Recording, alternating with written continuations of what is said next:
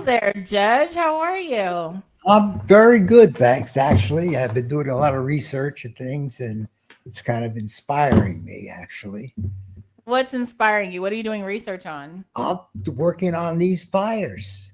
I mean, those fires have caused basically total chaos.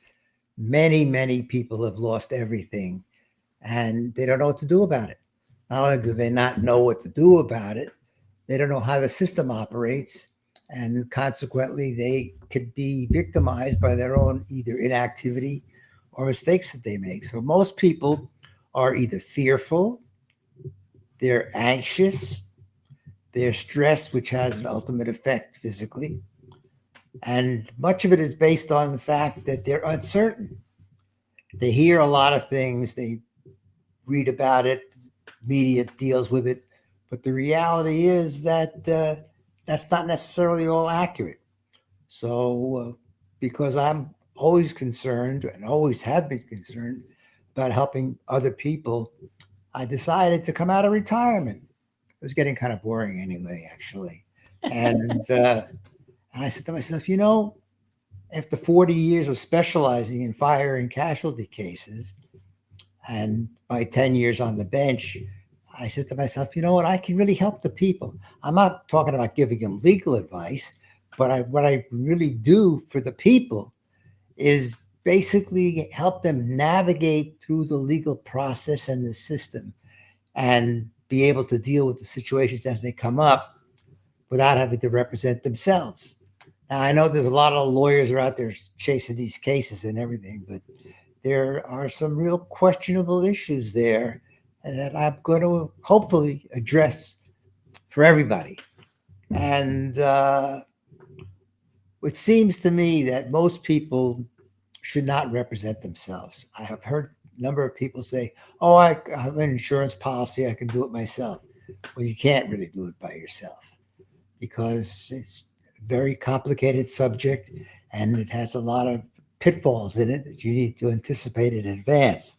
So I saw during my time on the bench people who tried to represent themselves, and I tell one story. Very famous, actually a celebrity basketball player with all the rings, the whole deal, had bought a very expensive home, $7 million, and I guess he had fallen on bad times, and he was being foreclosed, and the case was sent to me to be decided without a jury.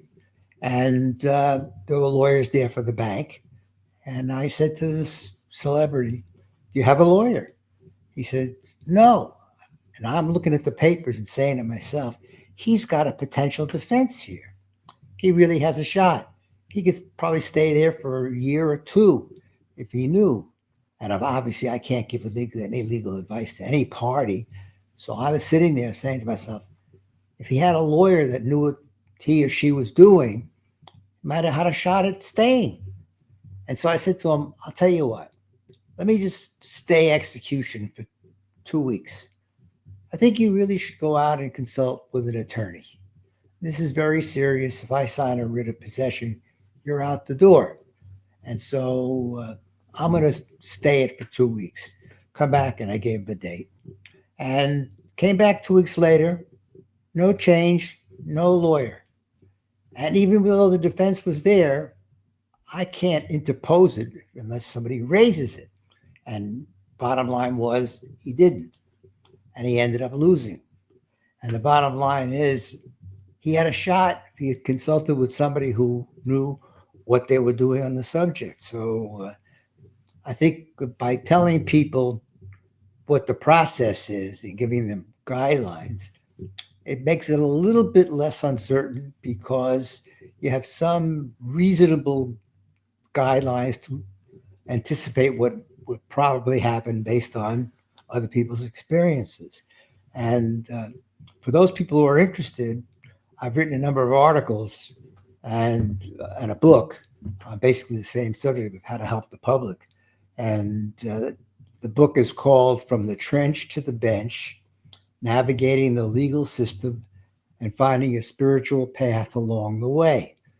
And attached to the book in the appendix is an article on a process that you might want to consider that most people are totally unaware of.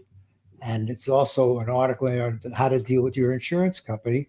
It's an opinion from the California Supreme Court in the case of Essex versus Five Star, which was my case, which changed the law in California dealing with insurance bad faith.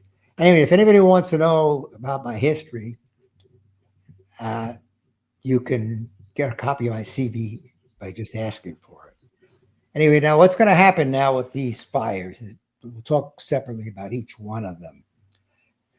The Eaton fire, which is Altadena, Pasadena, they think they have a cause, PG&E, and they think they can file a lawsuit at some place for all the people and collect from the PG&E people. That's the Eaton fire. And the Pacific Palisades causation is another issue, because if you're following the general rules of liability, which means responsibility, then you have to use what's called the tort of negligence. And negligence requires causation, duty, and foreseeability and resulting damages. So we're going to talk separately about each of those cases here today, and subsequent podcasts I'm going to talk about specifics and maybe bring some experts in so we can follow the process as it's going. But realistically, there's 3 groups of people for each fire. They're going to be the same. One clearly is that people are insured, but the question is going to be for how much, and how do you calculate those damages? Are there any exceptions or exclusions, etc.? That's for people who are insured. And I'm going to tell you something that's going to probably frighten some people. But the second group are what we call underinsured. That's going to be the big issue, I think, in most of the cases which involve insurance. And the third group, of course, has no insurance. So where do they go to get back whatever damages they've suffered? Now, it's also conceivable, depending on the application of law, and every state is different. Emotional damages, as well as consequential, that's the term is used, meaning what effect it's had on you other than the loss of the building or the personal property. And you can be sure that the insurance companies against whom I fought for many years are going to find ways to, 1, delay, 2, assert either exclusions, exceptions, breaches of conditions, whatever. And in some cases, they may even assert fraud. So you say to yourself, fraud? How could there be fraud? Well, I'll tell you. In your application, you have to identify if you've had any other claims within 5 years.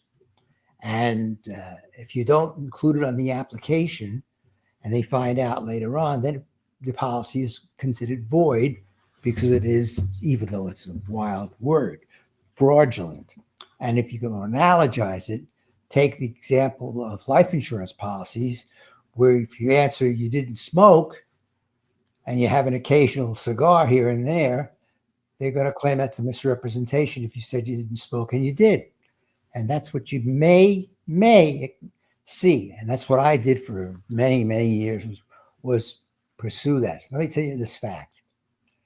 California Fair Plan is the equivalent of an insurance company that's owned by all the insurance companies together. It's a pool. And they have regulations established by the state. They must issue fire policies to anybody who doesn't qualify for a general policy. And a general policy is something like, they call it a DIC, general homeowners or business policy. And that's what happens with the insurance companies when you make your claim. And given the number of claims that are out there, the expectation is it's going to be very long and hard for them to get there. So now we have to look at causation. I mentioned PG&E and the Eaton fire, And that's a very good thing for people who are trying to recover against PG&E and potentially others. The problem with that is that it takes a long time. It might take 2 years. What are you going to do for 2 years? You need more quick attention than waiting for 2 years. And you'll also see tons of lawyers out there trying to grab these cases because they are really worth a lot of money if you're willing to wait. But if you're in this group, and it's not a class action, by the way, it's called a mass tort. If you're in that group, you may end up getting far less than your real value is because there's tons of cases being handled by the same law firm or law firms. And so you have to make a decision on how to pick a lawyer. And in fact, I have a chapter in the book on how to pick a lawyer. And big does not mean beautiful, because a lot of times you go to these big firms or what we call mills, we have big volume. You get a mid-level associate versus somebody who's out there who can really understand the issues and has been there before. It's not their first rodeo. So picking a lawyer is very, very important. Ask questions. Don't just sign up. Ask what they're going to do for you, what they can expect to do for you, and see how they answer. Anyway, navigating the legal process is really what it's really all about. So it starts with the filing of a claim. So if you have an insurance policy, and by the way, California Fair Plan insurance limit for property damage is $3 million. So if you live in Malibu and you're right on the ocean, your property is going to be worth a whole lot more than $3 million. So you're not going to get any of that. At the most, they're going to give you the policy limits if they decide to do that. And the smart thing for the insurance companies is to pay you the policy limits to avoid what we call a bad faith action. And that was part of the essence of the Supreme Court case that I just mentioned. And the reality is that may be all you get. What do you do about the difference? Let's say your property was worth $10 million. Where do you get the other $7 million from? Well, all the years of doing this, I've kind of designed a plan to accomplish that. And part of it is outlined in the appendix to the book, dealing with something called the appraisal process. It's quicker. It is less formal, and it's generally not appealable. And if the company doesn't pay the amount of what they awarded with the policy limits, then there's another avenue that you could take at the same time, concurrently, to recover the difference. Also, you can go and join the same group and go after the potential cause. And I've been reading for a couple of weeks now, actually, and been talking to arson, cause and origin investigators and the rest. I got a pretty good idea of where we're going with this. And basically, the city, the county, the entities, if you will, may have been negligent in doing a lot of preparation for something that was anticipated. Remember, I mentioned the term foreseeability. They didn't do anything for 40 years in terms of cleaning up the brush, building fire roads, having enough water, etc. And so you could still pursue the part you did not get you from the insurance company in a concurrently running lawsuit against the entities. And you just join in with everybody else. So you have two avenues, really, against your insurance company. One is the process I just outlined, and the second is a concurrent lawsuit against parties responsible.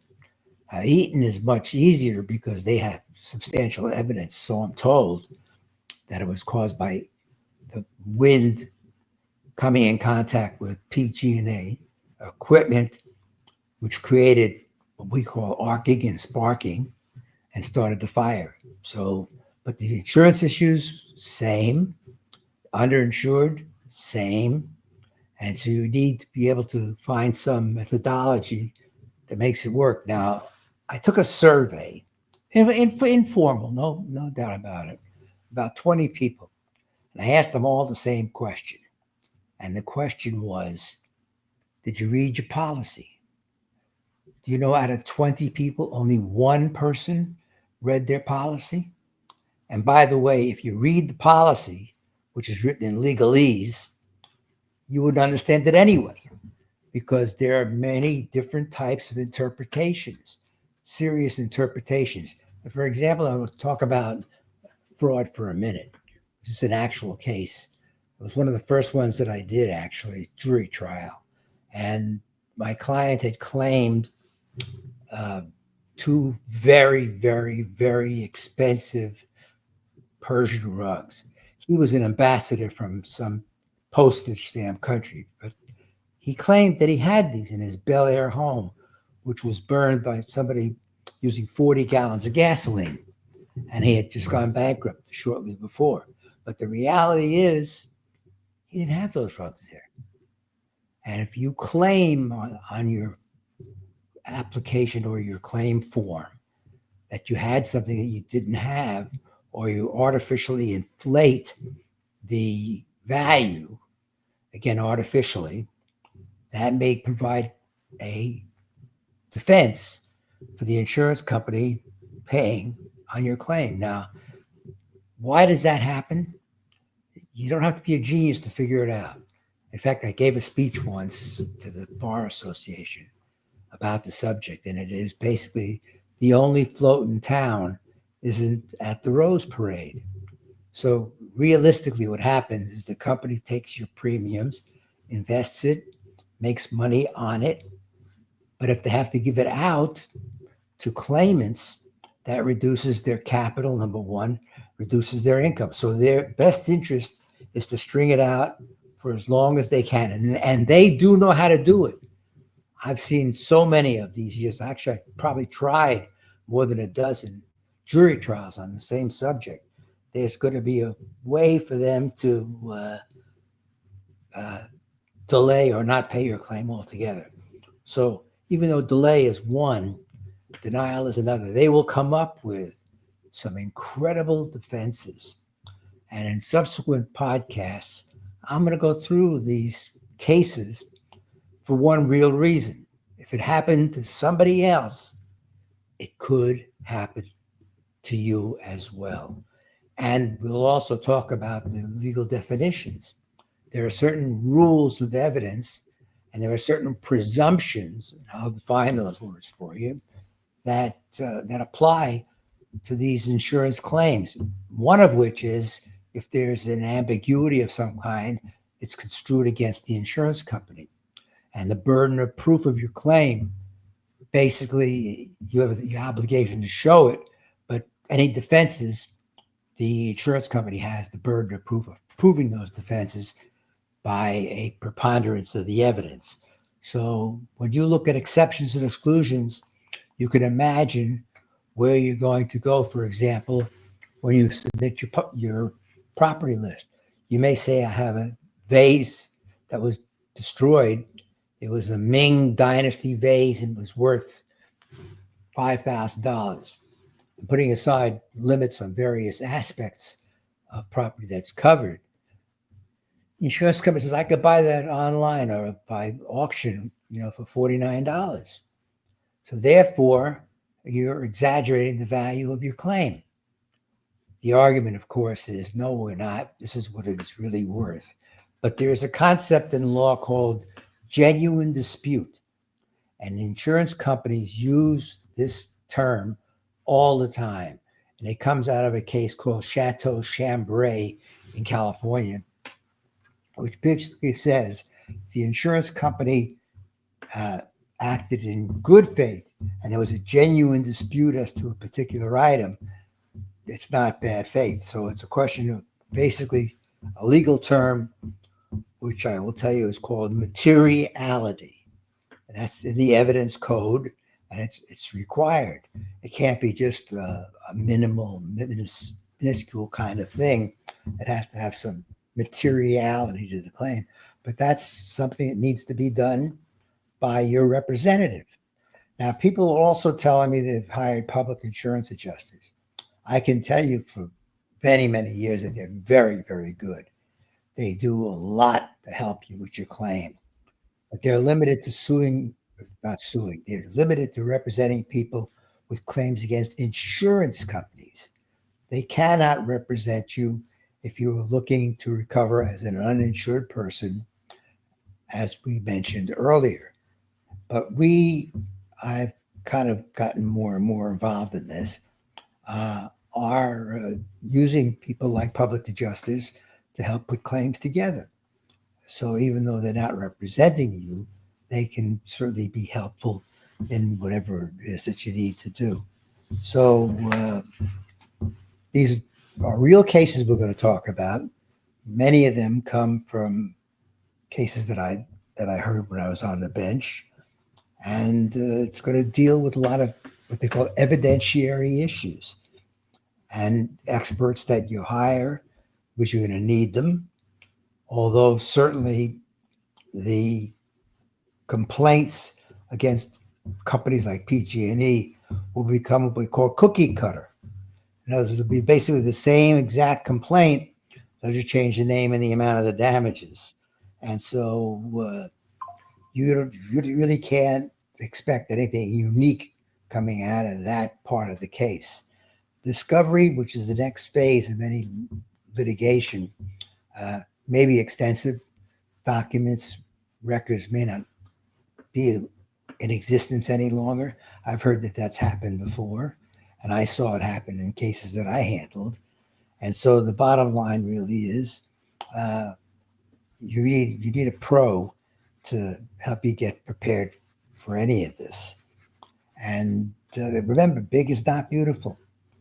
So getting to that, the reason I wrote the book and the reason why I'm coming out of retirement is because the public needs help, and they need help from people who care about them, number one, and who have substantial experience and education on the other.